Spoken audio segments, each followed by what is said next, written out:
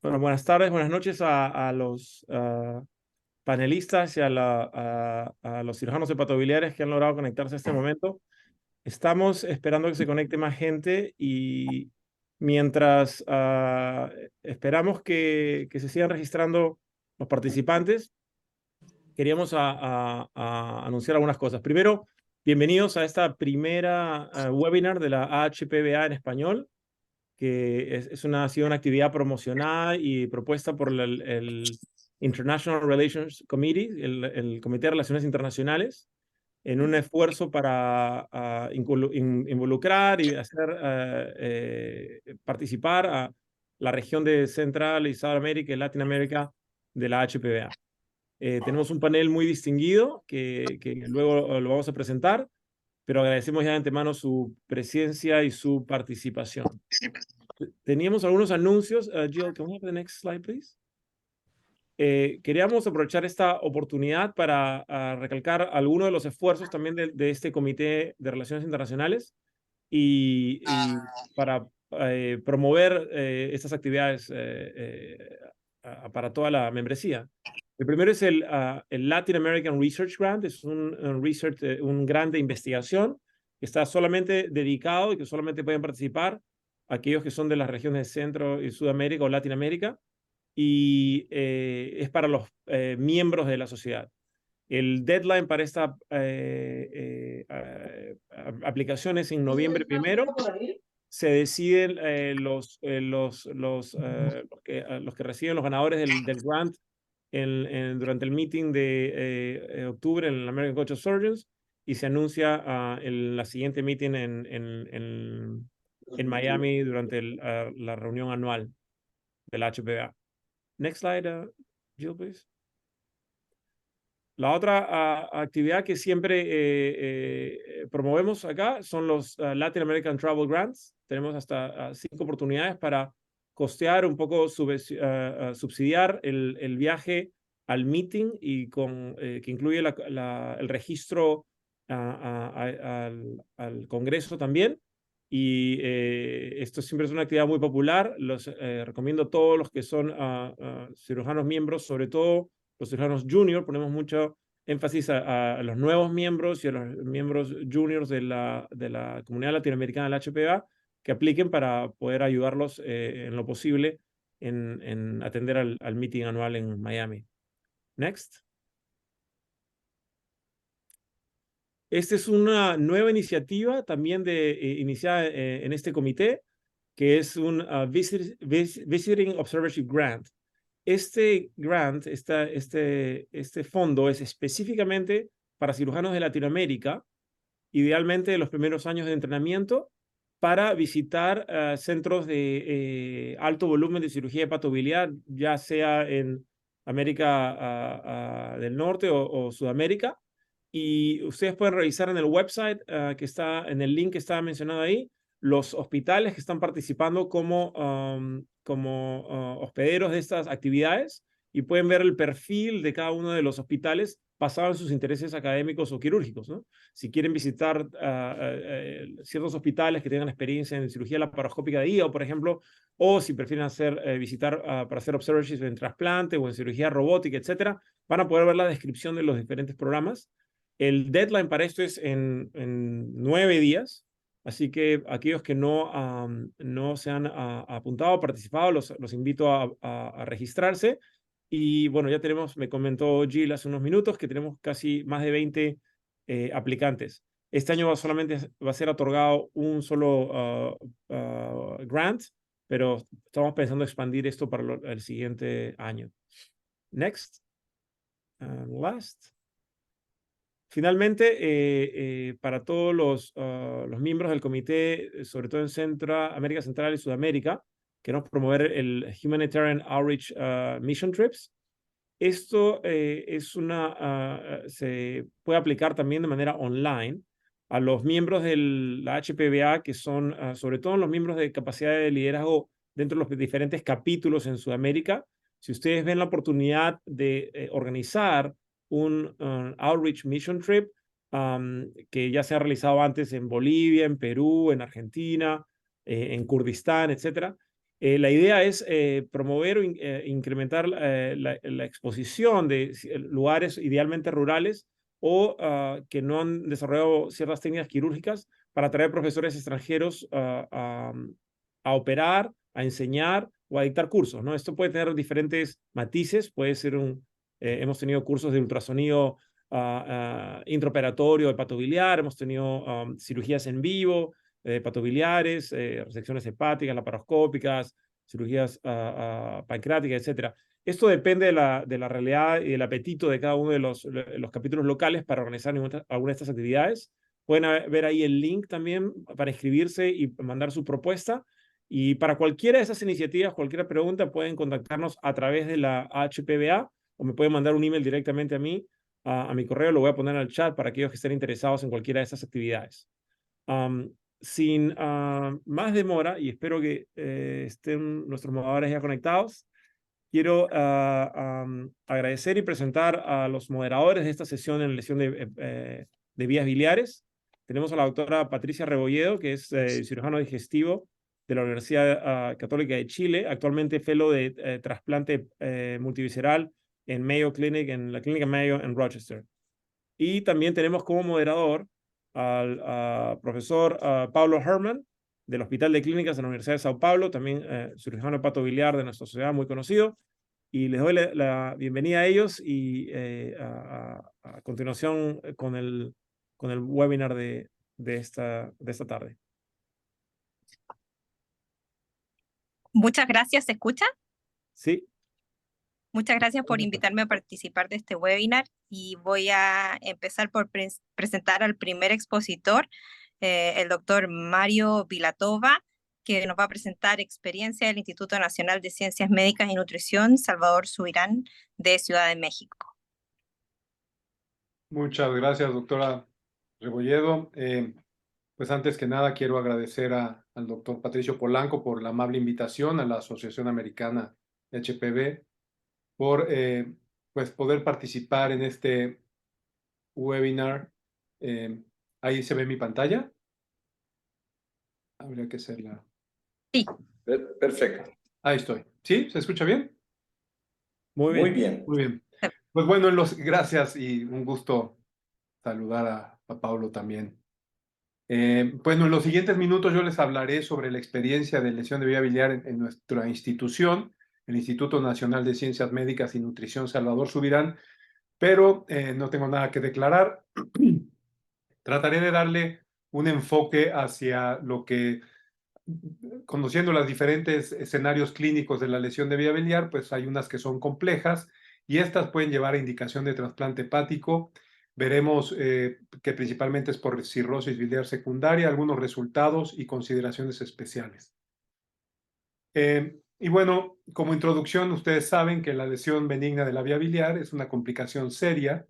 La incidencia se mantiene constante en 0.4 a 0.6% y que sin duda una lesión de este tipo tiene como consecuencia un cambio en la calidad de vida y en la expectativa de vida de los pacientes.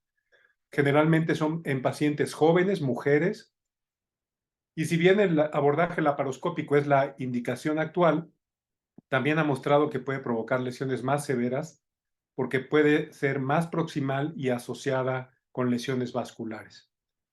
El curso clínico, si se provoca una lesión, es mejor si se detecta durante la cirugía. Y uno de los puntos importantes que sabemos también es que la reconstrucción realizada por un cirujano HPV pues va a dar mejores resultados a largo plazo en la reparación. Desafortunadamente, esto solo ocurre entre el 20 y el 25% de los casos, y lo que encontramos, y principalmente en nuestros países, en Nortes, México, Centroamérica y Sudamérica, pues son un retraso en la referencia a un centro de HPV. Ocurre en otros países, pero en el nuestro creo que se ve todavía un poco más complicado todo esto. Sin duda, la visión crítica y todas las maniobras que se realicen para evitar una lesión, que se platicará más adelante, pues es lo que debemos de buscar y es lo que realmente tendrá impacto en evitar consecuencias importantes en estos pacientes. Sin embargo, y al no tener una visión crítica, pues lo que ocurre con frecuencia pues, es una identificación errónea tanto del conducto cístico como de la vía biliar. Hablen bajito. No sé, ¿alguien tiene su micrófono encendido? Mío. Ángela, MDO. Gracias. Y esta lesión pues, puede provocar una afectación de un conducto accesorio de la vía biliar principal, como pueden ver en la imagen, y el mecanismo, viéndolo en estos números, pues es el 1, se piensa que es el cístico, se secciona, se sube 1 para empezar a buscar la placa, sigue avanzando en la vía biliar de manera proximal, y al 3, a la flecha número 3, pues uno se encuentra con otro conducto y se da cuenta de que ha provocado una lesión.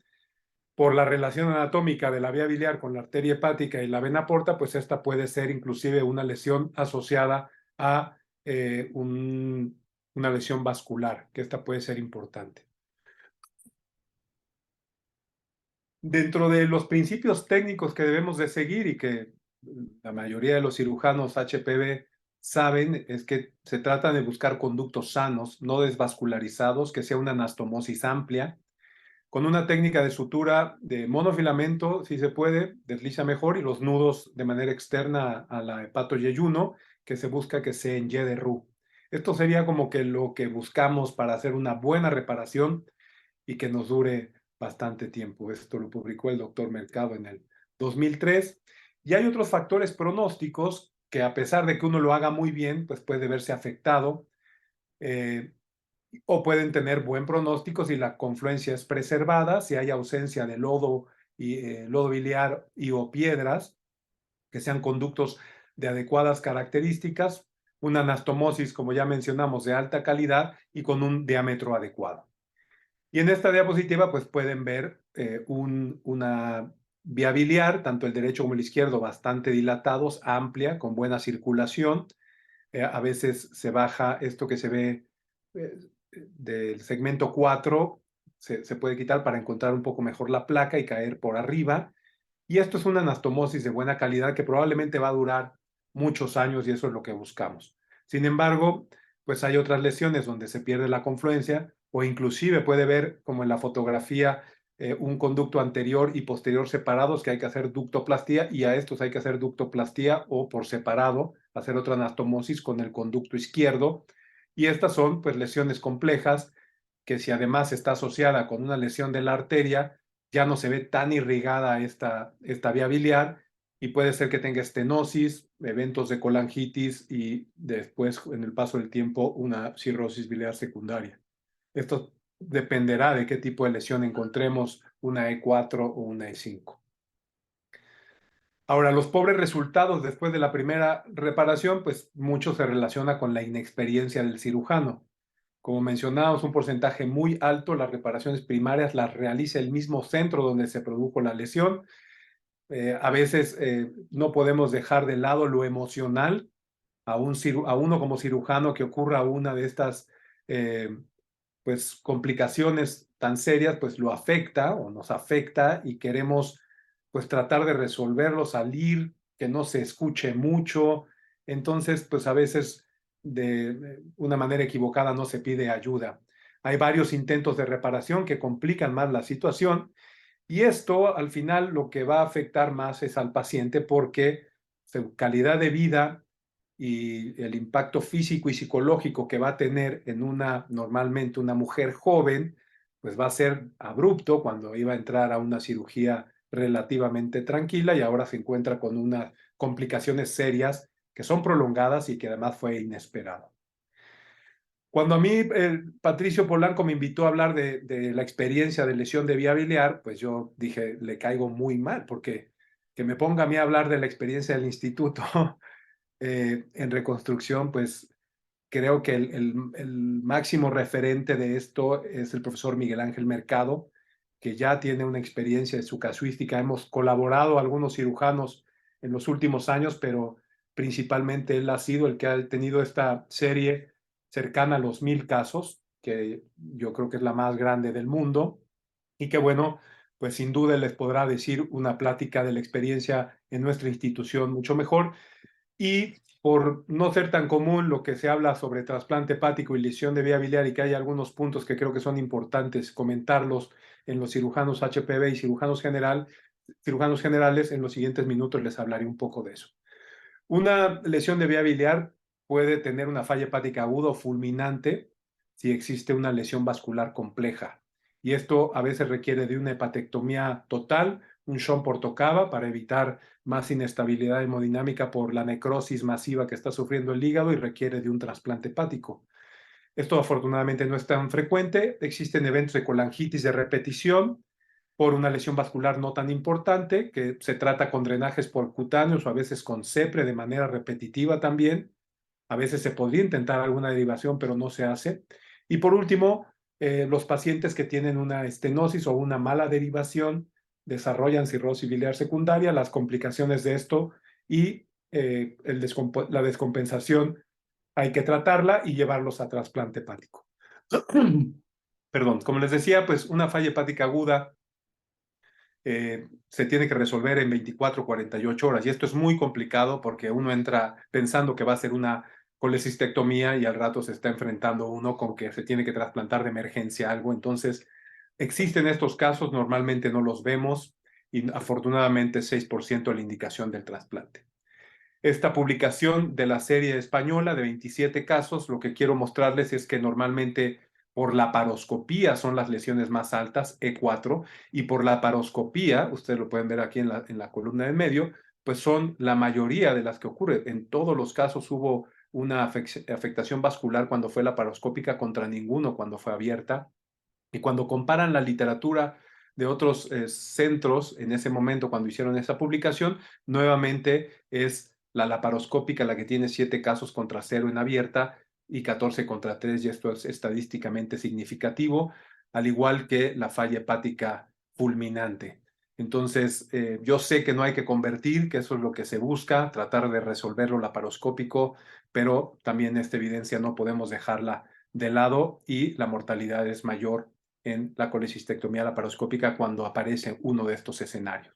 Esta es una publicación de un caso de lesión de vía biliar y vascular complejos, donde no existía flujo hacia el hígado. Este paciente se le tenía que hacer una portocava, como lo mostramos en esta imagen. Este es por otro caso, pero ahí se ve una porta llegando a la cava mientras se espera un centro que no, en Oaxaca, en un estado bastante remoto y con dificultad de accesos de salud. La colangiopatía isquémica es más común, puede haber involucro de la arteria hepática derecha, se presenta en semanas a meses, la hepatoyeyunos estenosa, por lo tanto hay colangitis recurrente, múltiples abscesos y drenajes. Este es otro caso que tuvimos, es un hombre joven, es doctor, de hecho, le quitaron la vesícula en el mismo hospital donde trabaja y se tuvieron lesión arterial, y fíjense cómo está lleno de abscesos de manera difusa. Se le dio tratamiento por bastantes meses con antibióticos y no hubo respuesta y no hubo posibilidad de librar librar el trasplante. Lo tuvimos que trasplantar y el paciente está bien. Y bueno, pues aquí vemos también que la colangiopatía isquémica es un problema. Y la cirrosis biliar secundaria, uno pensaría que tiene que pasar mucho tiempo para que esto ocurra, pero pues sabemos que en una F1, F2 ocurre en 4 meses prácticamente, y la cirrosis en 5 años. A veces hay reportes de que puede ser menor. Hay múltiples hepatoyeyunos, CEPRES o procedimientos radiológicos, y en estos casos es importante, antes de intentar una nueva reparación, realizar una biopsia para saber si no existe una fibrosis 3 o 4, que en esos casos probablemente lo que más le convenga a este paciente pues es trasplantarse y no intentar un nuevo procedimiento que complique más el trasplante. ¿Por qué es importante hacer una buena derivación cuando existe una derivación parcial o hay stents? Esta publicación de pancreatitis crónica de 101 pacientes, a 11 pacientes les tomaron biopsia y tenían una edad de 38 años. La biopsia se le hicieron el día de la reparación de la pancreatitis crónica con una derivación biliodigestiva o Whipple, y después a los 2,5 años lo volvieron a tomar y encontraron que la fibrosis, como lo pueden ver en las imágenes, se resolvió en las 2 distintas tinciones de manera muy importante. Y esto pues es algo a considerar, como en este otro caso que tuvimos, donde esta paciente tenía 7 stents y le pusieron uno sobre otro, hasta completar 7. Esto es el día del trasplante. Vean cómo está lleno de sales, de litos, y seguramente esto está extremadamente contaminado. Las publicaciones pues no son sobre trasplante hepático en lesión de vía biliar tan frecuentes, y por eso uno cree que a lo mejor no ocurren. Yo tengo otra percepción, seguramente porque somos un centro de referencia, pero creo que hay algunas por ahí y que a veces no se están contemplando. Los grupos fuertes, el grupo argentino, Juan ya a lo mejor nos platicará, el italiano es un grupo muy fuerte, tiene una serie argentina, la española que ya les mencioné, la de Estados Unidos, que fue revisión de unos, 61 pacientes en más de 100,000 trasplantes, y hay otras que son de multicéntricos, 8 centros, 34 trasplantes. La nuestra tenemos en la actualidad 17 trasplantes por esta indicación, y está la serie francesa. Esta es la publicación de Estados Unidos, que lo interesante aquí, me voy a adelantar un poco por el tiempo, es que ellos encontraron que en un análisis de 5:1, la isquemia fría era más prolongada, obviamente la hepatectomía es compleja, y tenían 8 veces más riesgo de pérdida del injerto y casi 3 veces mayor riesgo de mortalidad a 30 días. El tiempo de hospitalización prácticamente se duplicaba, y aquí podemos ver la supervivencia, cómo cae de manera dramática, pero si estos pacientes sobreviven, pues la evolución es bastante buena comparado con lesión o sin lesión de vía biliar, igual que otras indicaciones. El gran riesgo de estos casos es la mortalidad perioperatoria. Esta es la publicación de 34 pacientes en 8 centros, son 18 mujeres, 88% fue por cirrosis biliar secundaria, 12% con colangitis recurrente, la edad de 45 años, bastante jóvenes. La mediana de seguimiento fue de 57 meses. Y aquí lo que ellos muestran es que si era por la paroscopía, iba más pronto al trasplante; si había lesión vascular, iba más pronto al trasplante; si tenían E4, iban más pronto al trasplante. Y esta es la curva de supervivencia. Aquí tenían 19 pacientes, en 19 meses iban al trasplante, comparado con una E3 que eran 113 meses. Y la supervivencia no es mala con el paso del tiempo, insisto, es la mortalidad operatoria la que lo complica. Y este es un punto importante también que encontraron ellos, es que si el trasplante hepático se realizaba después de 2 años de la lesión de vía biliar, cuando lo tenía indicado, las complicaciones se iban hasta un 76%. Y si estas eran menores de 2 años, las complicaciones eran del 28%, y esto fue con una diferencia significativa. Nosotros publicamos nuestra experiencia en el 2022, en mayo del 2022. Teníamos en ese momento, cuando se aceptó la publicación, 12 casos, ahora ya hemos llegado a 17 casos. En 15 años hemos realizado 496 trasplantes, y el 3.4% es por esta indicación. Pero además tenemos 13 pacientes ya en evaluación, 3 pacientes en lista de espera, uno de ellos falleció en espera.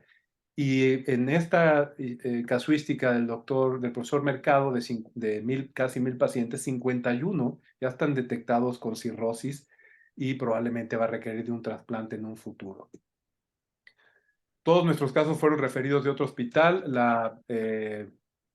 ninguna con falla hepática, salvo esta última, pero que gracias a ese reemplazo ha sobrevivido. E4 en el 31%, aunque 50% no conocemos qué fue lo que ocurrió, y un paciente con lesión de vía biliar. Las características abiertas son 75%, colecistitis aguda. Aquí pues pueden ver que hay múltiples cirugías. Aquí casi todas tienen hepatoyeyuno, algunas con hepatoduodeno, perdón, ahí está mal, y un colangitis de repetición. Nosotros tenemos una mediana de referencia de la lesión a que presente cirrosis biliar secundaria de 9 años, y de cirrosis biliar secundaria a la lista de espera de 2.4 años.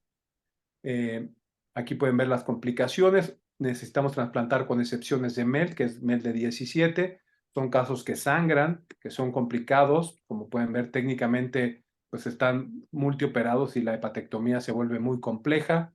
Tenemos complicaciones renales por el sangrado seguramente, e infecciosas.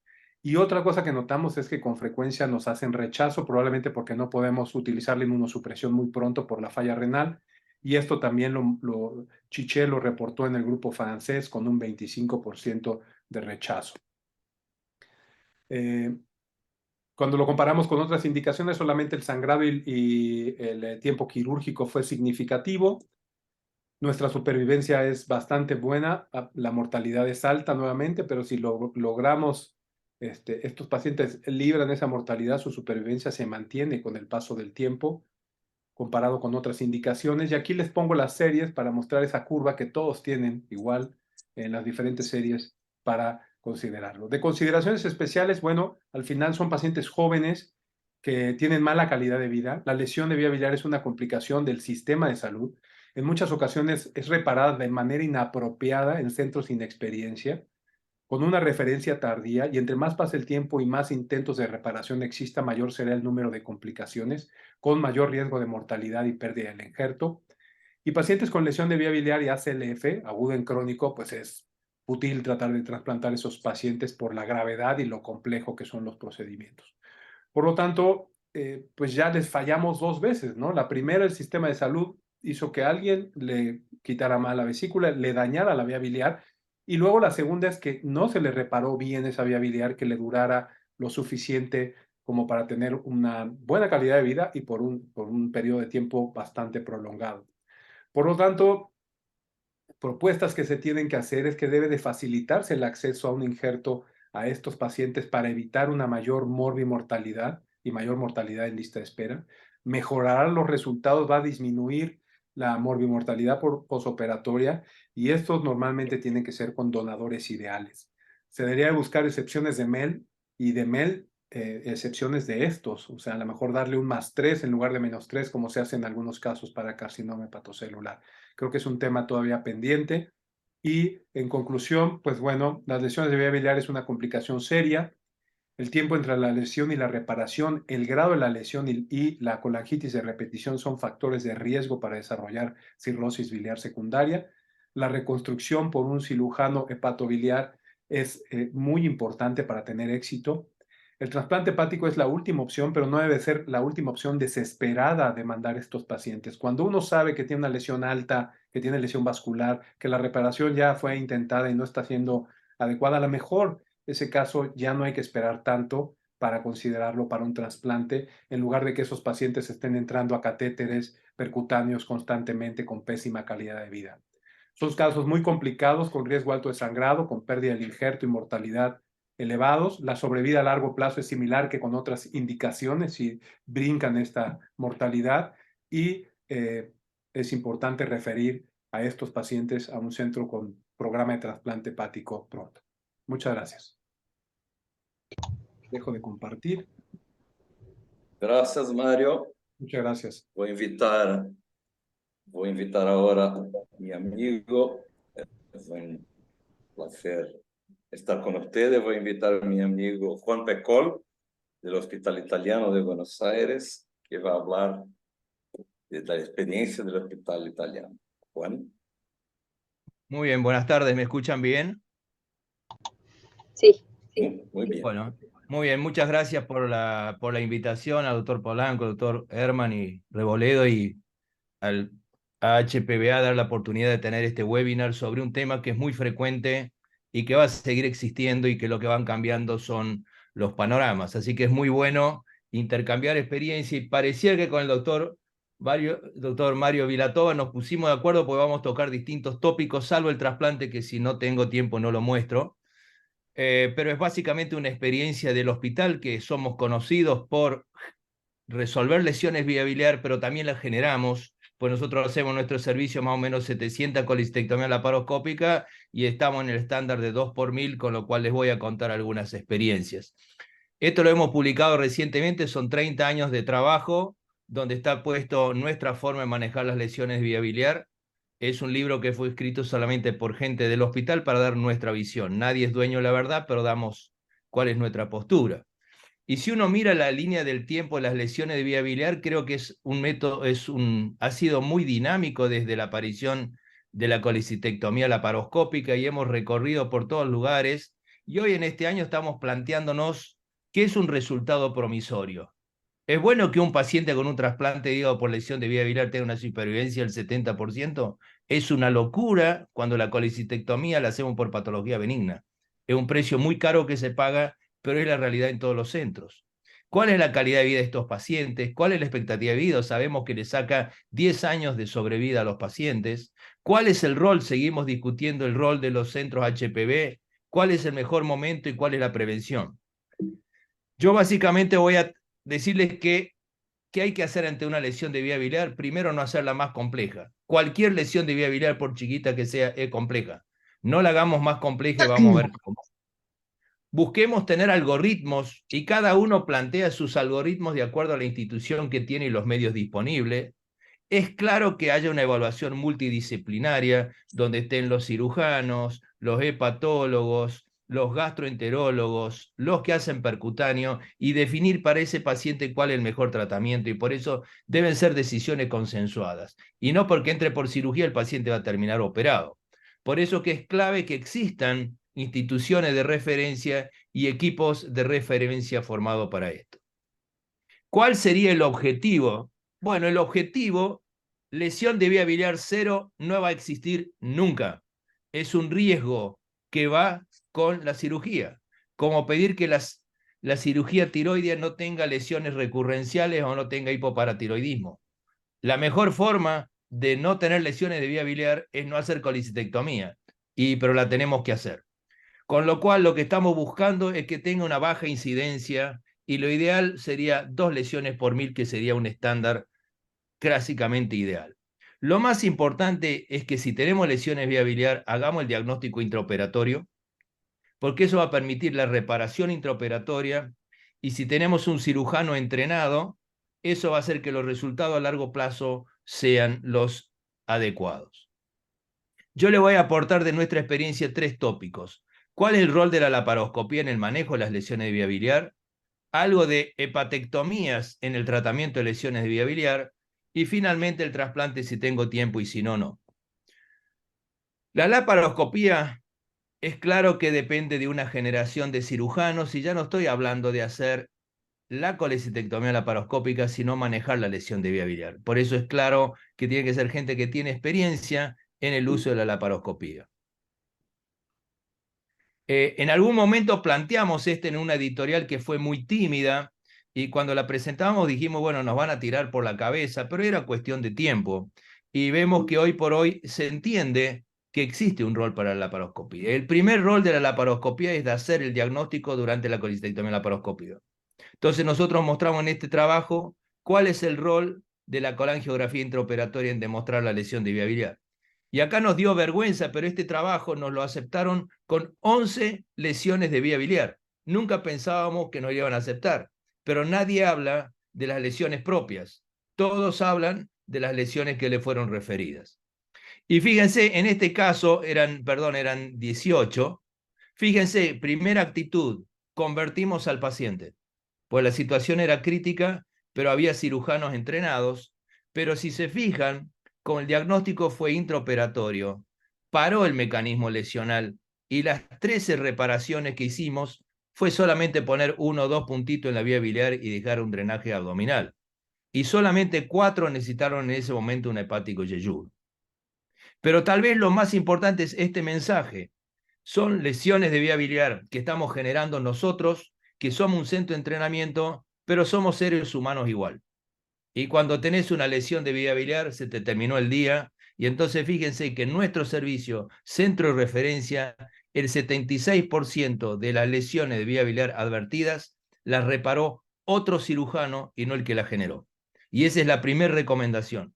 Tienen una lesión de vía biliar, llamen a alguien que tenga más experiencia con ustedes.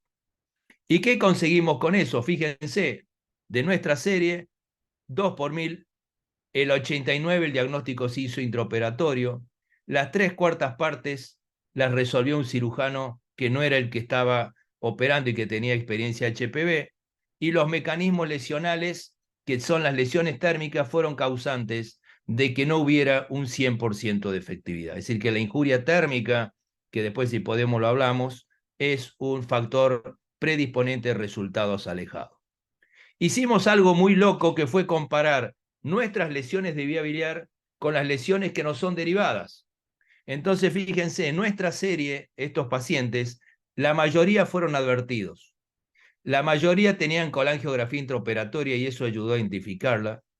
No hubo mecanismos combinados, fue básicamente un corte con tijera al hacer la colangio. No hubo lesiones altas. La técnica de reparación fue poner 1 o 2 puntos y un drenaje, y eso hasta lo pudimos hacer por laparoscopía. Es decir, que de alguna manera son lesiones menos complejas. Por el contrario, las que recibimos es claro que tienen un sesgo de derivación, vienen tamizadas, entonces la mayoría, si usted le pregunta, no fueron advertidas y el paciente hizo ictericia, coleperitoneo, colangitis, colecciones. La mayoría no tuvieron colangiografía, tuvieron mecanismos combinados, clipado, sección, quemadura, fueron lecciones altas. La principal forma de resolverlo fue un hepático yeyuno anastomosis, y en ese momento todavía no habíamos hecho reparaciones laparoscópicas. Es decir, que comparándolo por la estrategia, algunas lesiones las generábamos, pero eran más sencillas de manejar que las otras que eran complejas. Y esto también lo demostramos en esta publicación. Pero ¿cuál es el rol de la laparoscopía? 3 situaciones. Ya les hablé de manejo intraoperatorio, manejo del coleperitoneo y reparaciones diferidas. Y esto lo publicamos recientemente, donde mostramos que si tenemos una sospecha de lesión de vía biliar, hacemos colangiografía intraoperatoria. Si no hay lesión, termina la cirugía, estamos todos contentos. Si que confirma que hay lesión de vía biliar, pero no hay un cirujano HPV, nuestra recomendación es no convertir. Ponga un drenaje, lave el abdomen y mande al paciente a un centro de referencia. Por el contrario, si tenemos un cirujano HPV, acá viene el mecanismo lesional, y si la lesión fue térmica, que eso no podemos definir hasta dónde llega, la solución es una sola: recortar vía biliar e irnos alto y hacer un hepático yeyuno anastomosis. Si por el contrario los tejidos están en condiciones, no hubo lesión térmica, si es una pequeña lesión como la mayoría nuestra es poner 1 o 2 puntos, y si hubo una sección completa, una anastomosis término-terminal. Ejemplo, fíjense, este paciente, colangiografía se ve al revés de lo que decimos siempre, depende para dónde vaya el catéter, se ve la vía biliar intrahepática y no se ve nada para abajo. Este paciente tenía un cístico en caño de escopeta y el cirujano cortó todo el cístico y la mitad del colédoco. Y este paciente, ¿cómo lo resolvimos? Es lesión no térmica, colocamos un tubo de Kerr, sutura término-terminal y el paciente anduvo muy bien. El coleperitoneo es una clara indicación en el postoperatorio cuando el paciente no anda bien y tiene dolor, hacer relaparoscopía. Y hemos hecho relaparoscopía a los 5 días, a los 2 días y a los 3 meses. Y ustedes ven cómo uno perfectamente puede ver perfecto, y el objetivo acá es otro. Acá ya no es reparar la lesión de vía biliar, acá llegamos tarde. Acá hay que salvar la vida del paciente, hay que tratar el foco séptico y drenar la fístula biliar. Es decir, no tratemos de hacer reparaciones con coleperitoneo.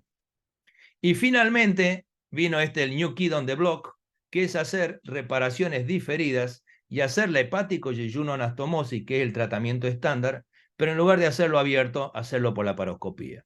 Y eso depende si podemos cumplir todos los requisitos que comentó antes el doctor Vilatova respecto a cómo se hace bien un hepático yeyuno anastomosis.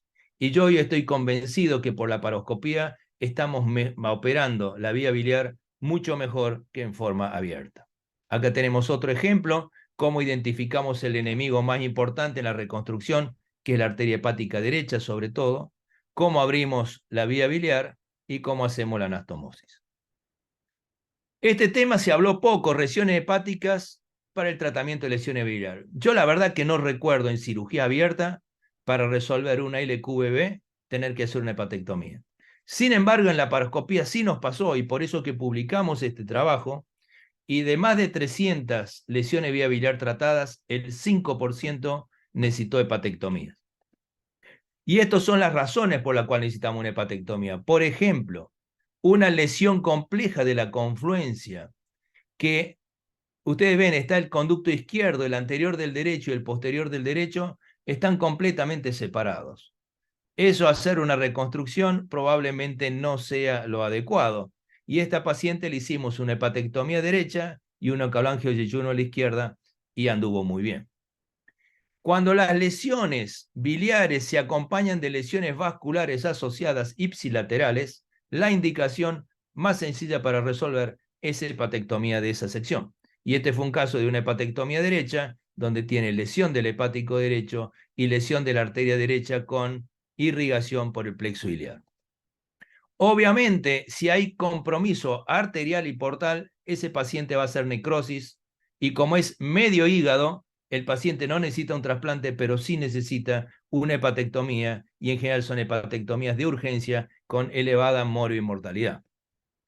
A veces tenemos estenosis múltiple por la lesión térmica. Este paciente tenía, fíjense, estenosado el izquierdo, el posterior del derecho y el anterior del derecho. Esto fue como un Claskin, y le hicimos una hepatectomía izquierda y una vía hepático-yeyuno-anastomosis. Pacientes que vienen con atrofia. ¿Quién no ha visto atrofias asociadas a lesión de vía biliar? Que mientras el hígado esté atrofiado y no hace colangitis, no hay que hacerle nada.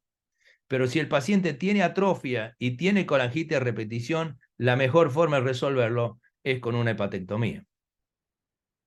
Necrosis hepática infectada. Fíjense este desastre. Tiene lesión izquierda y lesión vascular derecha. Este paciente, increíblemente, le dimos una alternativa que fue poner 4 drenajes percutáneos, drenar toda esta necrosis, y anduvo bien. Y otro tuvimos que ir a la hepatectomía. Y finalmente, el paciente que hacen estenosis intrahepáticas con litiasis intrahepática, la mejor forma de resolverlo es con una hepatectomía y no con 10 procedimientos percutáneos y después una reconstrucción. Y si vamos al trasplante, me voy a referir poco porque estoy totalmente de acuerdo con lo que mostró el doctor Vilatova, pero clásicamente son estos hígados. Son hígados que tienen atrofia, hipertrofia, que han tenido múltiples drenajes percutáneos. Nosotros publicamos esto en distintos lugares y al principio nos hacían sentir mal porque parecía que no existía el trasplante de hígado en otras partes del mundo, y entonces parecía que los argentinos operábamos mal y teníamos trasplante. Y los pacientes estaban escondidos dando vueltas y después fueron apareciendo, y ustedes ven cómo en UNOS hay más de 60 pacientes. Pero insistimos que esto tiene que ser tenido en cuenta, y por eso los pacientes con lesión de vía biliar rápidamente deben ser derivados a centros de referencia. Fíjense, ascitis intratable, ictericia progresiva, episodios repetidos de sangrado por varices esofágica, colangitis a repetición, prurito intratable, mala calidad de vida, todas estas son indicaciones de trasplante. Y fíjense este paciente, para resumirlo, este paciente tiene una lesión de la arteria hepática derecha, tiene 2 drenajes percutáneos puestos y ya tenía prótesis autoexpansible en la vía biliar. Pasó por todas. Son los peores pacientes porque la hepatectomía, y lo comentó muy bien el doctor, es donde el paciente se juega la vida por el sangrado masivo que puede tener. Acá están todas las series que habíamos revisado, con lo cual coincidimos totalmente. Y aunque uno dice, mirá qué bueno que es el resultado del trasplante por lesión de vía biliar, ¿es muy equivalente a trasplantar por una cirrosis biliar secundaria, una colangitis esclerosante? Sí, si comparamos trasplante con trasplante. Pero estamos diciendo que tuvimos que hacer un trasplante por una colicitectomía laparoscópica, lo cual es una locura. Pero la realidad es que las lesiones de vía biliar en algún momento terminan en una locura. Y yo vi hoy una paciente operada por un familiar que tuvo una lesión de vía biliar con resección del Carrefour, con lesión de porta de arteria derecha, y cuando le pusieron un percutáneo izquierdo le trombosaron la porta izquierda. Esa paciente está con un drenaje, no está colangítica, pero esa paciente ya sabemos que va a terminar en un trasplante. Si miramos, y para ir terminando, ¿cuál fue nuestra experiencia? Lo que pasa en todo el mundo, el tratamiento número 1 de las lesiones de vía biliar son las hepático-yeyuno-anastomosis. 80%.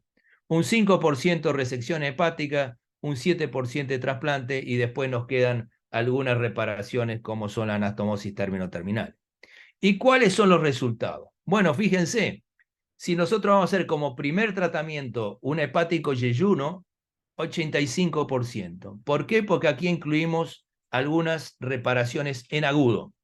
Y sabemos que las reparaciones en agudo tienen mejor resultado. Por el contrario, si el paciente ya tiene una reconstrucción y está estenosado, fíjense qué fabuloso que es el resultado. 93, 92%, porque está perfectamente delimitada la estenosis y dónde está el tejido fibroso. El trasplante hepático, fíjense, no es 100%, 88%, porque los pacientes mueren por complicaciones, y lo que es importante es saber que estos pacientes mueren en lista de espera. mueran en lista de espera desnutridos e infectados, por eso rápidamente hay que enviarlos a un centro de referencia. La hepatectomía es fabulosa, es 100% de curación, pero tiene una morbilidad del 60-70%, porque estamos haciendo hepatectomía en territorios infectados y las colecciones son los más frecuentes. Pero una vez que salió de eso, anduvo muy bien. Y los drenajes percutáneos, que lo hacemos los mismos cirujanos, tienen una buena efectividad. 1 de cada 2 anda bien. Pero estos pacientes hay que seguirlos de cerca y no estar empecinados en querer resolver todo por percutáneo. De esta manera yo quise aportar un poco nuestra experiencia, seguro podré contestar preguntas después, pero creo que si se fijan, independientemente de dónde estemos en nuestro continente, las realidades son similares. La lesión de vía biliar sigue existiendo, a veces llega tarde al centro de referencia y muy pocas son diagnosticadas intraoperatoriamente y resueltas en la cirugía. Muchas gracias. Muchas gracias, doctor Pejol. Ahora voy a dejar con ustedes a la doctora Florencia Rodríguez del Hospital Central de las Fuerzas Armadas de Montevideo, Uruguay. Les recuerdo que nos pueden mandar preguntas por el chat a los que están conectados. Bueno, buenas tardes. A mí me tocó presentar, no sé si se ve bien. Bueno, primero que nada, agradecer a los organizadores, al doctor Polanco, a la doctora Reboredo y al doctor Herman. Bueno, yo voy a hablar un poquito de lo que es la prevención de la lesión de la vía biliar. Para empezar entonces un poco de epidemiología, que ya lo nombraron anteriormente. Repasando la epidemiología, sabemos que al inicio de la laparoscopía la incidencia de la lesión alcanzaba un 1 a un 1,5%. Este luego fue disminuyendo y actualmente corresponde entre un 0,2 y un 0,5% en distintas series estadounidenses y francesas. Este valor, si nosotros incluimos las fugas biliares, alcanza un 1,5%. Y se sabe que el riesgo de la lesión quirúrgica de vía biliar es 1,79% veces más elevadas por abordaje laparoscópico que abierto. Estos valores, en realidad, lo que estamos viviendo actualmente es una transición de valores en descenso de la frecuencia, dado que cada vez más nos formamos los cirujanos jóvenes en laparoscopía desde el inicio. Entonces se ve como no vivimos el pasaje de laparotómico a laparoscópico. En cuanto un poco a los factores de riesgo para la lesión, se dividen en 3 grandes grupos. Los dependientes, en realidad en la bibliografía habla más como dependientes del cirujano, dependientes del paciente y de la institución. A nosotros en realidad nos gusta más hablar de los dependientes del equipo quirúrgico, dado que en realidad no es solo el cirujano en sí, que sí importa el nivel de entrenamiento, la experiencia que tenga respecto a la patología y la técnica. Se han visto también que hay lesiones en profesionales que tienen una curva realizada con lo que se considera más de 200 casos, pero bueno, a nosotros nos parece como interesante hablar de equipo quirúrgico porque no es solo lo que el cirujano decida, sino el equipo en sí en la sala, en el block o en la sala de operaciones. Interesa ver qué tan receptivos son el resto del equipo, la comunicación que haya entre ellos. Bueno, esto habla como un poco también de las capacidades de liderazgo. Después, en cuanto a los dependientes del paciente, las causas pueden ser, bueno, interesa si el paciente es obeso, si presenta variaciones anatómicas, en qué contexto se da la cirugía, si es una cirugía que es de urgencia o de coordinación. Y bueno, y por último, respecto a la institución, importa no solo el equipamiento con el que se cuente, sino también todo el contexto de la sala de bloc. No solo para las cirugías en sí cuando comienza, sino cuando hay una lesión y bueno, y ver cómo responde también el resto del equipo que está interactuando en la sala. Los mecanismos lesionales también se describen 3. Puede ser la mala interpretación de la anatomía, que es la más frecuente, los errores técnicos y el uso indebido de dispositivos de alta energía. Algunas recomendaciones técnicas para mejorar esto serían utilizar una cámara, la óptica de 30 grados, que permite visualizar en distintos ángulos, traccionar en sentido lateral para exponer bien el calot. Tenemos que recordar que esto es en 2 dimensiones, entonces las estructuras hay que abrirlas para exponerse bien y no superponerlas. Después, como siempre, hablar de la visión de seguridad de Strasberg y la realización también de la colangiografía intraoperatoria. En cuanto a la técnica quirúrgica, bueno, existe la escuela francesa y la escuela americana, y existen varios trabajos que evidencian que el uso de la técnica francesa sería beneficiosa y que tiene menos porcentaje de lesión de vía biliar, dado que el cirujano, como está de frente al objetivo, quedaría más, con mayor comodidad, y en caso de tener alguna lesión o un inconveniente que pudiera surgir, ya se encuentra en una posición de mayor ergonomía para la reparación. Yo encontré esta foto en realidad que tiene un cirujano y un ayudante. Nosotros habitualmente operamos con un cirujano y dos ayudantes. Por técnica francesa, el otro ayudante está del lado de la TV, del monitor, y en la técnica americana, que es la que usamos más frecuentemente, está al lado del cirujano haciendo cámara. Bueno, la visión de seguridad de Strasberg, esta fue descrita en 1995, sigue vigente y se recomienda realizarla en casos que sea posible. Existen múltiples estudios que demuestran que en las lesiones que no se había realizado la visión de seguridad previamente, son más elevadas. Y bueno, y para considerar que está la disección correctamente realizada, se tienen que dar 3 puntos. El primero es que tiene que estar liberado el triángulo de Calot de la grasa y el tejido fibroconectivo, y no se tiene que ver ni la vía biliar ni el conducto hepático. El segundo aspecto es que debe liberarse el tercio inferior de la vesícula para poder ver la placa cística. Y el tercero es que tengo que ver las dos estructuras paralelas, el conducto cístico y la arteria cística. Además, estos 3 puntos, lo importante es que se vean en el plano anterior y en el posterior.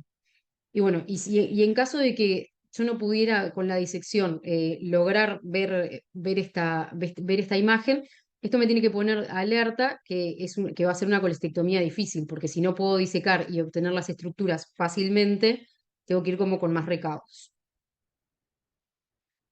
En cuanto a la colangiografía intraoperatoria, bueno, sabemos que esto tiene un rol incuestionable hoy en día, que permite la prevención, el diagnóstico intraoperatorio y también la prevención de lesiones complejas, ya que al permitir la visualización de la anatomía se evitan disecciones incorrectas. Por otra parte, también otros estudios demuestran que la tasa de lesiones es 2 veces mayor en centros donde no se realiza de forma sistemática. Respecto a los detractores de la colangiografía intraoperatoria, que aún existen, lo que argumentan es que el aumento del tiempo quirúrgico y la necesidad de experiencia para canalizar el conducto cístico. En realidad, lo que se ve es que si uno lo realiza de forma sistemática, estos tiempos cada vez se van acortando más y que uno va ganando la experiencia. Acá les puse varias imágenes que tenemos de nuestro centro. En la primera ven una vía biliar dilatada y la imagen típica del menisco de la litiasis. Y bueno, las otras eran un poco más normales. Después, otro elemento de prevención importante es la pausa quirúrgica o el time out. Esto se recomienda antes de clipar o seccionar cualquier estructura si la anatomía no es clara, frente a dudas. Parte de las recomendaciones también del consenso de SAGES, e incluso se recomienda que en el caso necesario de duda, uno puede llamar a un cirujano externo que no esté participando del procedimiento. Se sabe que una vez cuando tiene dificultades o tiene dudas, está como muy contaminado con la cirugía que está realizando. Entonces, a veces que venga uno de afuera y esté más fresco, nos ayuda también a ver la anatomía y a tomar la mejor decisión en pro del paciente. Otro aspecto importante es siempre tener en cuenta las alternativas. Nada, no es un fracaso no poder hacer una colestectomía total ni tener que convertir. Entonces, bueno, las alternativas son la conversión a la paratomía, hacer la colestectomía abierta, y esto puede ser en situaciones donde se requiere una mayor exposición, palpar las estructuras anatómicas, que haya un sangrado incontrolable o adherencias firmes al colon o al duodeno. Y bueno, y siempre para esto hay que tener en cuenta la experiencia que tenga el cirujano en la parotomía y que, bueno, que las nuevas generaciones tienen un entrenamiento laparoscópico amplio y quizá pueden resolverlo sin la conversión. O bueno, o en el caso de que lo conviertan, quizá no tienen el entrenamiento necesario. En cuanto a la colecistectomía subtotal, estas fueron descritas los dos tipos en 2016 por Strasberg. Y bueno, que puede también realizarse por vía laparoscópica o por vía convencional, y según la guía de SAGES, las indicaciones serían para la colestectomía subtotal, serían las mismas que para la conversión, no lograr una visión de seguridad de Strasberg. Y por último, la colecistostomía, también es una opción, que en los casos donde no se puede realizar porque se esté comprometida la anatomía, nada, se puede realizar la colecistostomía poniendo una sonda PESAR y dejando drenajes. Se sabe, no es definitiva, pero bueno, permite programar una colecistectomía en un segundo tiempo, con mejores condiciones técnicas, y en el caso de que ahora no cuente con un equipo con experiencia, venir en una segunda etapa con un equipo bien formado. Bueno, quería hablarles un poco también del verde indocianina. Este es un colorante hidrofílico de excreción biliar que se inyecta, puede ser por vía intravenosa o transbiliar. Y bueno, y que al exponer la luz infrarroja y ser captada por cámaras especiales permite ver las estructuras que lo contienen, que en este caso es la vía biliar. Varios estudios demuestran sus beneficios respecto a su uso en comparación con la colangiografía intraoperatoria. Y bueno, nosotros en realidad en nuestro medio no tenemos, no es tan fácil, no es tan fácil, no es tan accesible, pero bueno, los estudios muestran resultados prometedores. Y bueno, acá lo que les quería mostrar es este consenso. Es un consenso en realidad que participaron 3 expertos de 7 centros, eran de Asia, de Corea, China, Japón, Singapur, Filipinas y un centro de Australia. Y bueno, y ellos en realidad lo que plantearon era como hacer preguntas con el método Delphi, hacer preguntas con respecto al uso de fluorescencia, imágenes con fluorescencia en cirugía HPV. Y bueno, respecto a la colangiografía, en realidad lo que vieron es que, nada, que era seguro realizarla y que esto lo que hacía era disminuir los riesgos de lesión quirúrgica. Y bueno, comentarles un poco lo que son el aspecto de las guías de Tokio de la colecistectomía segura, que si la vesícula está distendida, interfiere con la visión, se puede comprimir mediante punción, la tracción y la contratracción efectiva de la vesícula para tener un plano adecuado, iniciar la disección empezando desde la hoja posterior del peritoneo que cubre el cuello y siempre exponiendo por sobre el surco de Rubier, mantener el plano de disección sobre la superficie vascular, disecar al menos el tercio inferior del lecho vesicular, que esto era uno de los aspectos de la visión de seguridad de Strasberg, y bueno, y generarla en el caso de que sea posible. Por último, en suma, hablar de lo que son los distintos tipos de prevenciones. Dentro de la prevención primaria tenemos entonces realizar la cirugía correcta con una buena técnica, elegir bien el paciente y el equipo, la visión de seguridad de Strasberg, la colangiografía intraoperatoria, y tener siempre en cuenta la conversión o otros tipos de colecistectomías o colecistostomía. La prevención secundaria es tener un diagnóstico intraoperatorio, evitar el mayor daño o complicaciones a posteriori. La tercera sería, en el caso de ya tener la lesión, derivar al profesional, cirujano o a un centro de experiencia para el manejo del paciente. Y la prevención cuaternaria, que es un concepto bastante nuevo, que es en realidad también reducir los daños por la exposición del paciente al sistema de salud. Bueno, muchas gracias. Muy bueno. Excelentes presentaciones. Me parece que podríamos hacer algunas preguntas a los presentadores, después podemos ir para Eduardo presentar sus casos. Hay algunas preguntas en el chat. Doctor Pecol, ¿cuáles son las indicaciones actuales para reparar de manera temprana o diferida? Sí, bueno, ese es un tema de discusión, un poco lo contesté allí, pero básicamente lo que hay que saber es que se tienen que dar algunas condiciones para hacer una reparación precoz. La reparación precoz, lo primero, ¿en qué estado está en el paciente? Si el paciente está infectado como coleperitoneo, aunque sea al 4.º día, creo que hacer una reparación precoz no es bueno, ese paciente ya no está bien.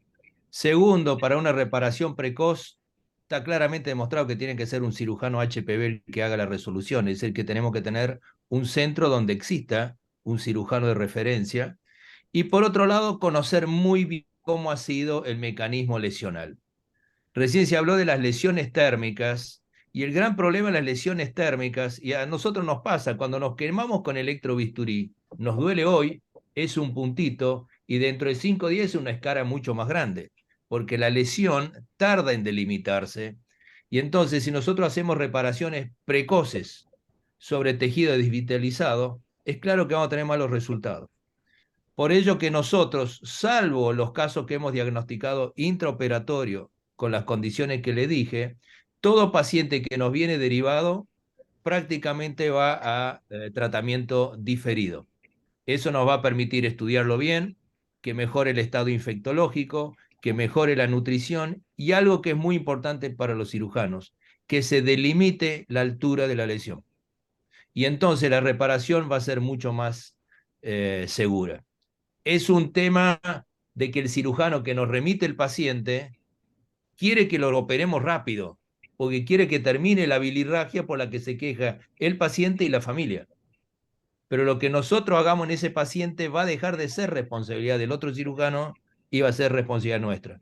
Entonces yo decido reparar ese paciente cuando creo que está bien. Esa es un poco mi visión.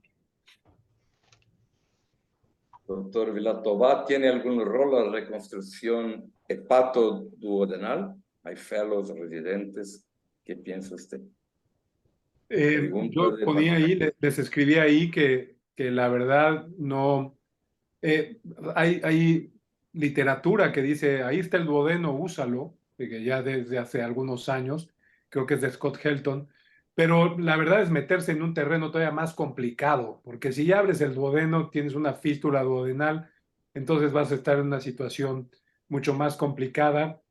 El duodeno no lo puedes movilizar como se necesita, va a quedar algo de tensión, te tienes que quedar abajo donde está el diámetro de la vía biliar a lo mejor de 5 milímetros y no te puedes ir arriba. La comida va a pasar por ahí, se le van a meter chícharos, habas y todo lo que uno quiera pensar, y va a haber colangitis por ascenso. Entonces, es demasiado riesgo, no es tan funcional y no te permite hacer una reparación de alta calidad como mencionamos. Si te vas hasta arriba, pues vas a poder hacer una anastomosis inclusive de 2 centímetros, sin tensión, con un hepatoyeyuno que no esté pasando alimento en ese sitio. Yo no la recomendaría. Yo voy a hacerle una pregunta. Estos pacientes tienen infección, colangitis. ¿Cómo es su protocolo en relación a infección para hacer un trasplante hepático en un paciente infectado? Bueno, actualmente estos pacientes, primero tiene que ser algo difuso, o sea, son cuadros de colangitis que tengamos que diagnosticar de manera, no está ubicada hacia un lóbulo y por lo tanto, pues no puede uno hacer una hepatectomía, como ya mencionó el doctor Picol. Tendría que ser alguien que lleva un periodo de tiempo, por lo menos de 2 o 3 meses de antibiótico, y normalmente buscamos en una angiotomografía la arteria hepática, que también es algo que sabemos que nos va a condicionar estos cuadros de colangitis de repetición. Y cuando a lo mejor fue una reparación muy alta, con una Strasberg 4, con conductos separados, con lesión arterial, y nos está haciendo cuadros de repetición y es una persona joven, yo creo que en ese momento ya debe uno contemplar llevarla a presentarla a un programa de trasplante hepático.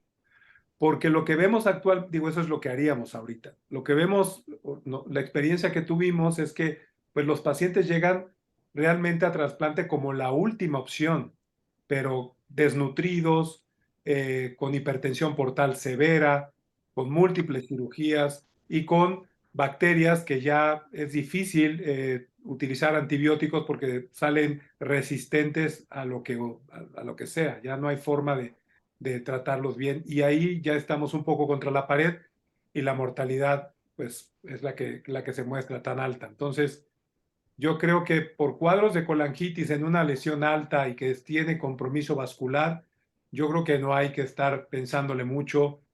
Ese paciente va a tener que ir a un trasplante. Gracias. Voy a hacer una última pregunta a la doctora Rodríguez antes de que pasemos a los casos. ¿Cuándo ella recomendaría convertir? Porque ese es un tema bastante complejo al día de hoy para los residentes que no convierten tan frecuentemente como uno quizás. ¿Y en qué casos ella recomendaría ir a una colestectomía subtotal o convertir para terminar la colestectomía en forma abierta?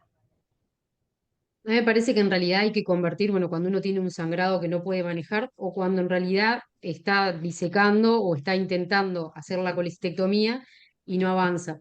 A mí me pasó en una guardia hace unos días que tuve que hacer una conversión y en realidad la conversión fue porque iba disecando y tenía la vesícula pegada al duodeno, la vía biliar, el cístico era bastante corto, pegado al colédoco y la verdad era que disecaba, empezó el residente, pasé yo y no avanzábamos. Entonces, bueno, la conversión fue esa en realidad.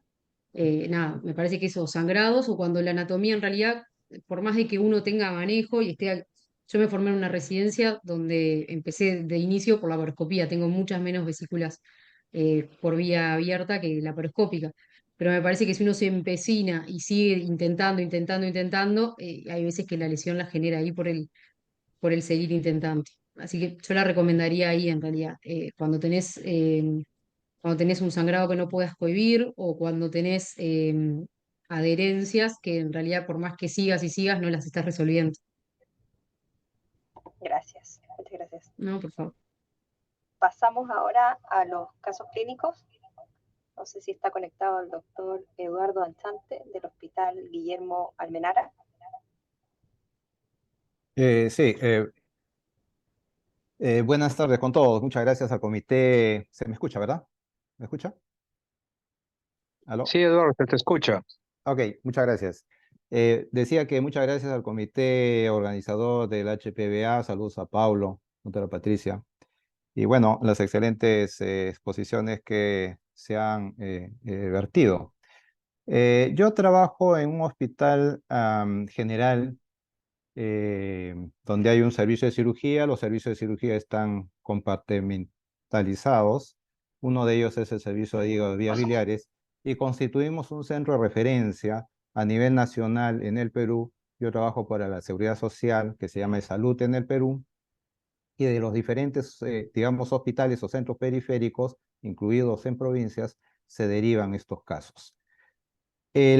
Comparto la percepción que se ha vertido por el doctor Vilatova y el doctor Juan Pecol, de que estos pacientes muchos son, digamos, operados en otros centros. En nuestro caso, de esos centros hay un buen número que son en centros privados, en clínicas, le llamamos acá, clínicas particulares, que una vez que tienen el problema, lamentablemente el periodo de referencia hacia un centro especializado de referencia demora por diferentes motivos, ¿no? Se trata de retardar, se asume que una ictericia puede ser por una coledocolitiasis, se deja un DREN, se espera que una fístula baje, se controle y la verdad que no es así, al final va a tener que ser derivado. Bueno, son dos casos de referencia, son dos casos cortos. Este es un paciente varón de 33 años operado en una clínica particular en Huánuco. Huánuco es una provincia al interior del Perú, en los Andes, y es reoperado al día siguiente por bilirragia a través de un drenaje, dejar un dren, una Neratón, en el lecho vesicular, probablemente por alguna sospecha, digamos, de el manipuleo y el trabajo. No tenemos, muchos de estos casos no tenemos exactamente los detalles, digamos, de mecanismos, ¿no? de la lesión. En la reintervención encuentran una lesión del colédoco completa y hacen una reparación término-terminal de acuerdo a la nota de referencia y dejan un KER como un stent, un tutor. Lo sigue su médico tratante, el médico que operó fue el médico tratante igualmente, con un drenaje por el KER más o menos de unos 500 centímetros por día. 3 meses después hace un episodio de colangitis y acude o es enviado a salud. Se le toma una colangiografía y en la colangiografía se nota una estenosis supra, digamos, encima del KER, una zona estenótica. Hay pasaje hacia abajo, igualmente en ambas imágenes. Se le toma una tomografía y angiotomografía para reconstrucción, usualmente dentro del mecanismo de que tenemos nosotros en la recepción del manejo de las lesiones de vía biliar. Lo primero es el control de la sepsis, ¿no? Sepsis, foco de infección, lo desfocanalizamos, eso es lo principal. Si hay que reoperar por peritonitis, por colección, etcétera, se hace primero. Luego se ve la anatomía de la vía biliar, usualmente una resonancia, y de ser necesario un Doppler o una reconstrucción vascular, ¿no?, del pedículo hepático para ver algún compromiso vascular adicional. Acá se ve la arteria, una reconstrucción de la arteria hepática en realidad está patente, tanto derecha como izquierda. Hay un artefacto ahí blanco que es el CLIPS, pero que en realidad no interfiere con la irrigación. Unos meses después se le coloca un drenaje percutáneo porque tiene el KER, se retira el KER. Bueno, hay una etapa de transición, pero no voy a pasar. Se le coloca un drenaje percutáneo izquierdo. Y en la colangiografía se nota igualmente una zona de estenosis, ¿no? Tipo una B2, debajo de la confluencia.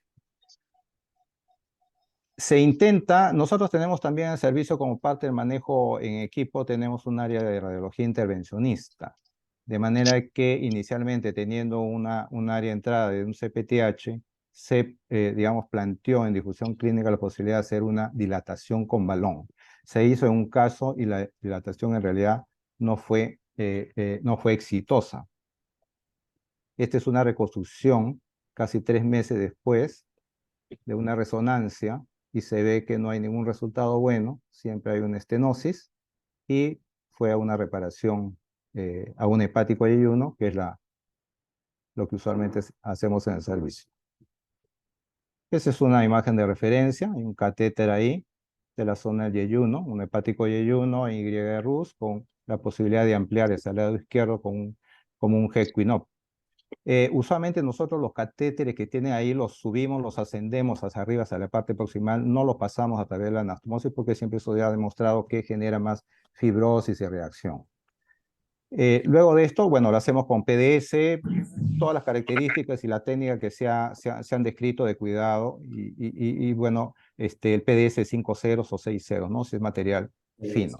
Después de la reparación, usualmente nosotros seguimos los pacientes por 2 meses, perdón, por 2 años, al mes, 3 meses, 6 meses, año, etcétera, tomando pruebas hepáticas y perfiles y resonancias. Este es un control de la resonancia a los 6 meses. Hola, corazón. Es sin dilatación. Hay alguien que está conversando. Bueno, decía que hay un control a los 6 meses donde se ve que no hay dilatación de la vía biliar y el perfil hepático es normal, con lo cual es un caso que sigue en seguimiento, conforme lo he dicho, pero que logramos resolverlo, digamos, con la cirugía. Bien, preguntas o algún comentario, atento. Creí que estabas también en una plática porque dije, no es mentira. Doctor Vilatova, ¿te gustaría comentar este caso? Sí, me gustaría. Muchas gracias, doctor Anchante. Pues sí, un caso común que se ve en nuestros centros. A mí me llama la atención que no podemos dejar de observar que todo esto tiene un complejo, un componente de afección psicológica con el cirujano y que normalmente lo va a tratar de resolver de la forma en que menos te tenga que referir y que menos lo pueda ver, ¿no? Siento que este caso, tratar de hacer una colédoco, pues sí es complicado. Las estenosis se van con un tubo de Kerr, que es un tubo en T, ¿no? Va a ser Correcto. difícil que no se presenten y luego tratar de dilatar, pues sí, le va a dar un resultado parcial, pero sin duda, y usted lo demostró muy bien, ninguna de esas maniobras va a ser tan eficiente como una derivación biliodigestiva en Y de Roux. Y entonces, creo que a veces la estamos dejando un poquito la cirugía, la derivación completa, pues vamos a intentar esto y vamos a hacer un tubo en T o vamos a hacer una dilatación. Cuando son pacientes muy jóvenes, cuando es un colangiocarcinoma, pues sí, porque la supervivencia de esos pacientes, la verdad es que va a ser corta, pero alguien que sufre una lesión a los 25 años, pues cuando tenga 35 va a seguir siendo muy joven y cuando tenga 45 va a seguir siendo muy joven y quiere una reparación de muy alta calidad. Entonces, a nosotros nos toca ver estos casos igual y creo que usted mostró muy claramente que con una derivación se ve muy bien, las PFHs mejoran las pruebas de funcionamiento hepático y la paciente va a tener una evolución muy buena. Ese sería mi comentario. Muchas gracias. La doctora Rodríguez me parece que también tiene otro comentario. Sí, no, yo en realidad lo que quería comentar que en este caso, nada, me parece que yo hubiera hecho la hepático yeyuno de inicio, pero simplemente destacar que en el caso del manejo percutáneo, en realidad lo que está demostrado es que para tener resultados se debe realizar una serie de 3 sesiones de dilatación con balón, separadas en el tiempo, hay distinta bibliografía, en algunos dice 2 semanas, en otros hablan de hasta un mes. Y bueno, y en el caso de que luego de las 3 dilataciones con balón no tener los resultados, ahí se puede hacer incluso una dilatación sostenida. Me parece, en realidad, si bien en este caso, ya les digo, hubiera hecho la hepático yeyuno de inicio, en realidad con una sola dilatación por balón uno no puede evaluar si fue efectiva o no. Sí, de acuerdo. Nosotros en la experiencia tenemos con los radiólogos que a pesar que nosotros nos reunimos, yo creo que debe pasar con la mayoría digamos, de centros. Hay pacientes que ingresan no necesariamente por cirugía, sabiendo que es un área, digamos, especializada, sino a veces por gastroenterología o incluso por medicina. Y hay un tiempo, digamos, que se pierde, valioso, y que medicina o gastroenterología indica, ¿no? Indica dilatar. Y radiología dice, bueno, dilatamos 1, dilatamos 2, dilatamos 5, dilatamos 6, o sea, va al otro extremo, ¿no? Y el paciente llega después de un año incluso con episodios de colangitis, que ya en realidad ya tenemos un efecto, digamos, dañino para el hígado mismo, la función hepática, ¿no? Entonces, sí, nosotros no insistimos mucho con el tema de dilataciones con balón. Es más, a veces conversamos con los mismos radiólogos que dicen cuando notan que es muy fibroso, digamos, la cintura, el anillo es muy fibroso, muy duro, lo más probable es que ella diga, no va a ser buen el resultado, ¿no? De seguir dilatando. Sí, Juan. Tu micro, Sí, ¿me creo. escuchan ahí? Sí. Está muy bueno el caso y el caso nos muestra por qué estos pacientes tienen que ser tratados en centro de referencia y de manera multidisciplinaria donde discutamos todo esto. Porque estos pacientes en general, un cirujano genera una lesión de vía biliar y si algo que no quiere es que lo maneje otro cirujano. Entonces, típico que vaya al endoscopista o al percutáneo. Y a nosotros nos costó ponernos de acuerdo con los radiólogos, que en general mucho lo hacemos nosotros y con los gastroenterólogos, pero lo hemos podido consensuar. Entonces, es claro que cuando un paciente tiene un tubo de Kerr puesto, ya vino con un tubo de Kerr y tiene una estenosis, me parece lógico tratar de dilatar lo percutáneo, de tratar endoscópico. El asunto es hasta cuándo seguimos. Acá lo que se logró es algo muy bueno, que es darle tiempo al paciente para que la lesión delimite la altura.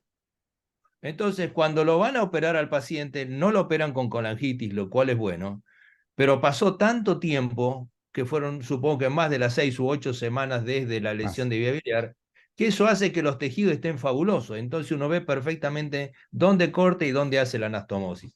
Pero por eso, insisto, los tratamientos percutáneos en nuestras manos, la efectividad es del 50%, 1 cada 2. Y hay que saber hasta cuándo uno va. ¿Sí? No es lo mismo en un paciente de 75 años que me voy a deslomar para hacerlo por percutáneo que un paciente de 30 años. El paciente de 30 años frente al primer fracaso necesita una reparación quirúrgica que tiene una efectividad a largo plazo de más del 95%. Vamos al otro caso, Eduardo. Sí. A ver, voy a compartir. Ok.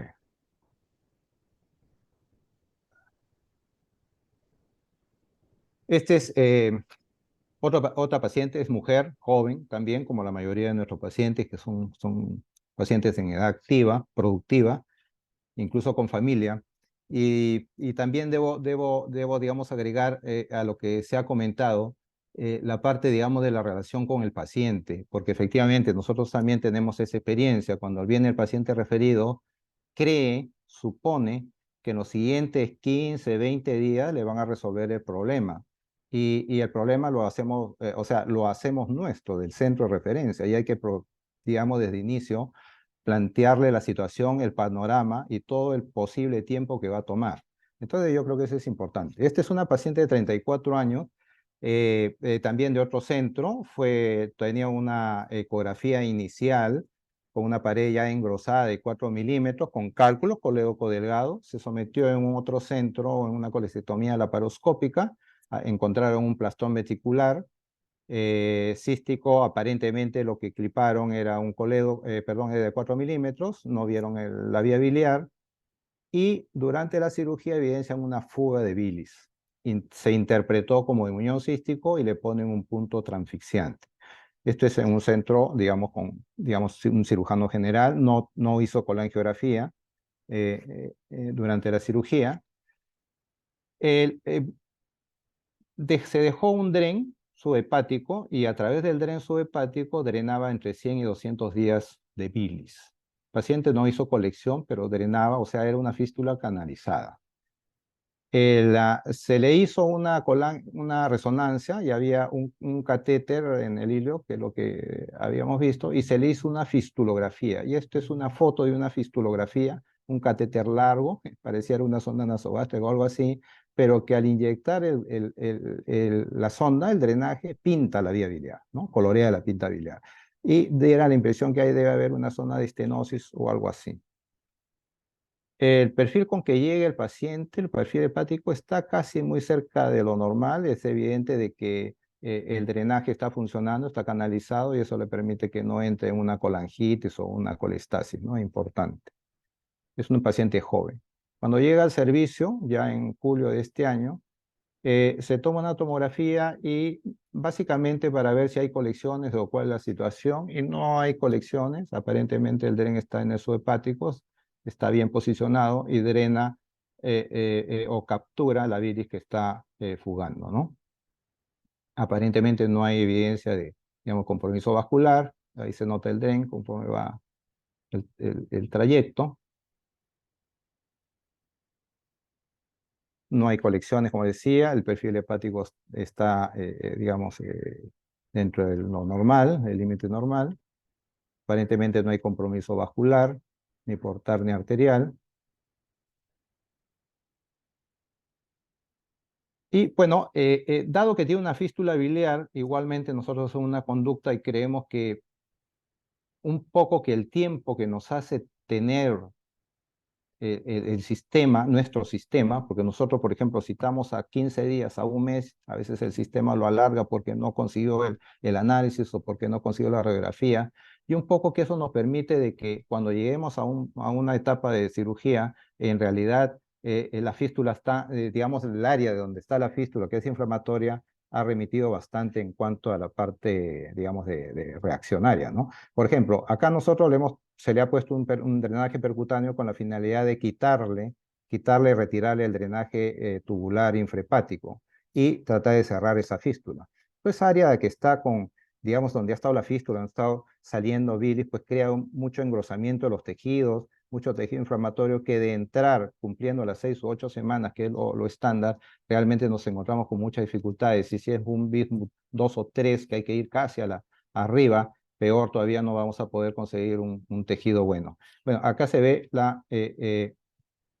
se hizo un drenaje percutáneo y se nota claramente que hay una zona de estenosis ya visible. Probablemente este paciente al momento de la fuga biliar y que se le puso un punto, que hay que tener una técnica y un cuidado y sobre todo hacer colangiografía después, intraoperatoria, para ver qué es lo que hizo y qué es lo que cerró, ¿no? Probablemente ahí ha habido la estenosis, ¿no? La causante.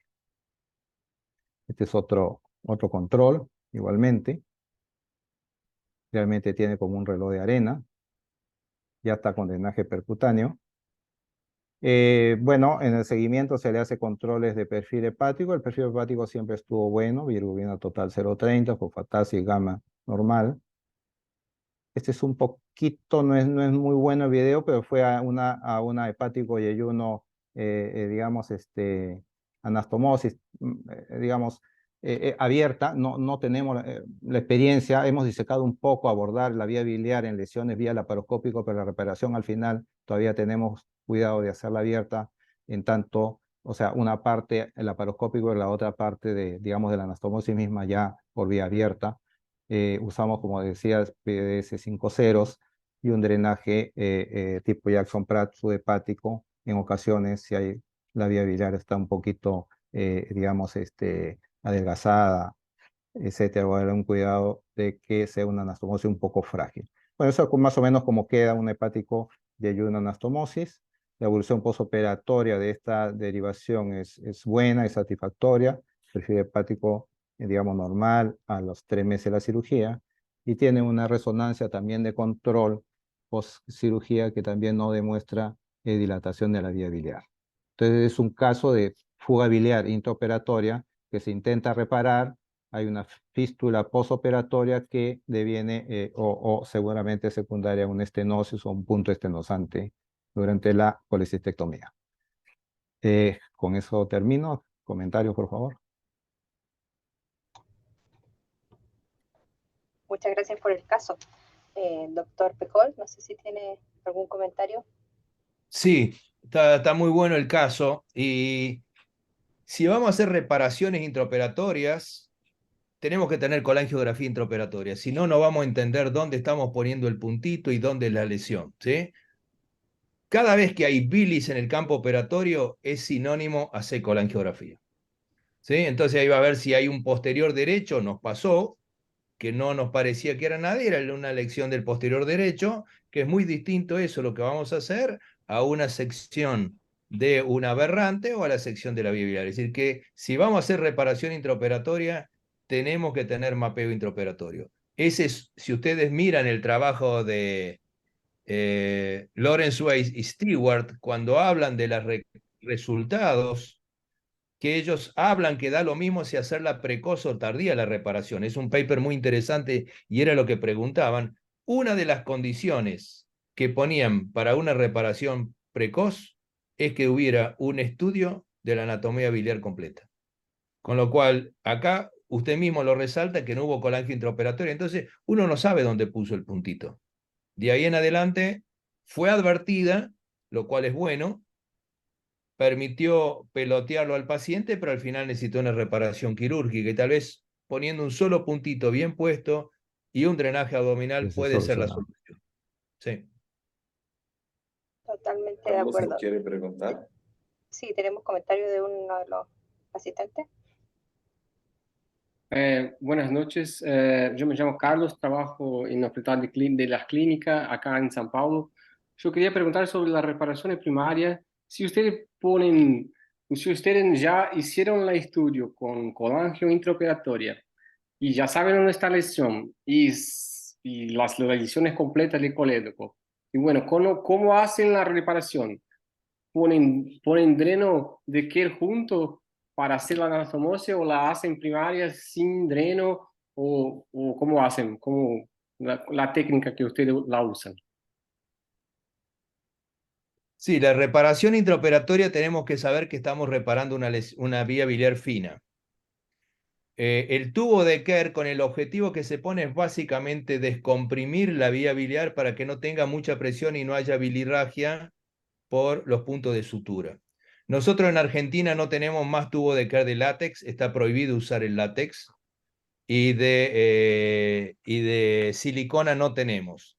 Entonces, si tenemos nosotros una sección completa o casi completa, como les mostré, que es con tijera, es decir, no hay mecanismo térmico, uno va a hacer una reparación término-terminal, pero para descomprimir la vía biliar le colocamos la misma prótesis que usan los endoscopistas de manera transpapilar y la ponemos de arriba para abajo.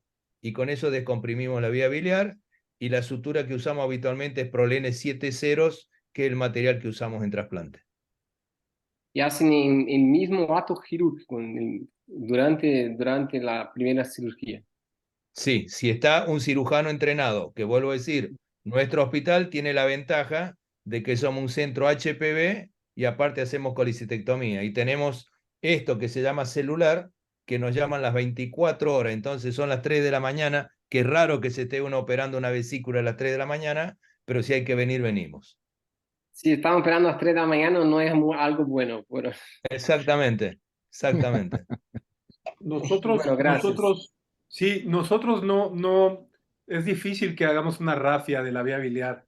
La verdad es complicado pensar que va a haber una lesión con tijera, como podríamos hacerla en un trasplante hepático, que eso es un corte muy nítido. Normalmente hay electricidad, hay lesión térmica. Entonces, nosotros lo que hacemos, y lo que aprendí yo con el doctor Miguel Mercado, es subir lo más que se pueda, porque normalmente son vías biliares sanas que deben de medir 6 milímetros o 5 milímetros, son chiquitas. Entonces nos vamos lo más arriba que podamos y abrimos el izquierdo. Y con eso abres ya una anastomosis de un par de centímetros. Esa sería para asegurando que estás en un sitio donde tiene irrigación y que va a estar amplia. Eso es lo que haríamos nosotros, a pesar de que haya sido 2 o 3 centímetros por debajo de la bifurcación. Yo ¿por qué comento esto? A nosotros nos pasó de las 20 lesiones de vía biliar que tenemos, salvo 3 casos que fueron por variante anatómica, fue por hacer la colangiografía donde pensamos que era el cístico y era el colédoco. Entonces cortamos con tijera apenitas para meter el catéter y cuando hicimos la colangio nos dimos cuenta que era la lesión. Entonces es la lesión ideal porque es una lesión pequeña con tijera fría y que tenés un cirujano que le puede poner 2 puntitos. Pero si uno no reconoce, como usted dice, el mecanismo lesional es complejo donde el gancho electro de coagulación es muy importante, ¿sí? Sí, tal vez un comentario. En mi hospital hay un servicio de emergencia donde trabajan cirujanos generales y las 24 horas del día. Y no podemos exceptuarnos de haber tenido lesiones de vías biliares. Pero justamente lo que se dice Juan, tenemos un teléfono y en el hospital funciona un servicio especializado que puede llamar y pedir apoyo justamente. Y cuando se trata de, digamos, se detecta la lesión intraoperatoriamente y hay un cirujano que pueda apoyar, HPV resuelve en ese momento porque efectivamente el calibre, el diámetro y la pared del vía biliar es muy delgada, ¿no? Hay que tener cuidado ahí y no hacer, como dice, una lesión mayor, ¿no? Sí. Patricia, ¿tú quieres Yo creo que, no sé hacer si el alguno de los cierre? expositores quiere agregar algún comentario final, pero ya estamos sobre la hora. Creo que fue súper buena la presentación de todos los expositores y los casos discutidos. No sé si el doctor Polanco todavía sigue por ahí, si también quiere hacer algún cierre. O doctor Germán, le doy la palabra. Solamente agradecer a los ponentes, a los moderadores y a los asistentes a esta excelente primer webinar en español de la HPBA. Invitarlos a participar de las actividades futuras de la HPBA en español o en inglés. Y esperamos, si Dios quiere, verlos pronto y sobre todo en el meeting del siguiente año en Miami. Muchas gracias a todos y manténganse en contacto. Muchas gracias. gracias. Igualmente, suerte. Hasta luego. Estamos Muchas gracias viendo. por la invitación. Gusto, muchas gracias por la Gusto invitación. verlos. Mario, Gracias. Gusto. Adiós, Pablo. Abrazo Gracias. grande. Patricio, Gusto gusto. verlos. Adiós. Vengan al Muchas Congreso gracias. Latinoamericano HPV, que ahora en ¿verdad? septiembre. Septiembre. Sí. No se olviden de Perú también, acá un pisco sour. 10% de descuento si me nombran a mí. Nos vemos entonces. Buen dato. Adiós. Gracias. Thank you very Pablo. much, Hasta Jill. luego.